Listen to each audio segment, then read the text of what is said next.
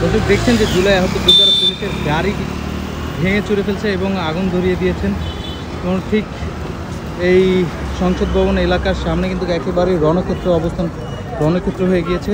Police অবস্থান করছে সামনেই, আর এক পাশে দেখছেন যে জুলাই আহত যোদ্ধারা ঠিক সংসদ ভবনের সামনেই কিন্তু বিভিন্ন যানবাহনে আগুন লাগিয়ে দিয়েছেন এবং এই সংসদের সামনে কিন্তু পুলিশের অবস্থান। বেশ কিছুক্ষণ আগে এই সংসদের এলাকাটাই একেবারেই রণক্ষেত্রে পরিণত হয়েছে। টিয়ার শেল, সাউন্ড গ্রেনেড নিক্ষেপ করেছেন পুলিশ জুলাই আহতদের লক্ষ্য করে এবং জুলাই আহতরা কিন্তু একে একে কিন্তু তারা ইট পাটকেল নিক্ষেপ করে এই পুলিশকে লক্ষ্য করে। তো দেখছেন যে আবার কিন্তু জুলাই আগস্টে যে সকল আহত যোদ্ধারা আছে তাদেরকে প্রতিহত করতে আসলে পুলিশ কিন্তু কঠোর অবস্থানে যাচ্ছেন।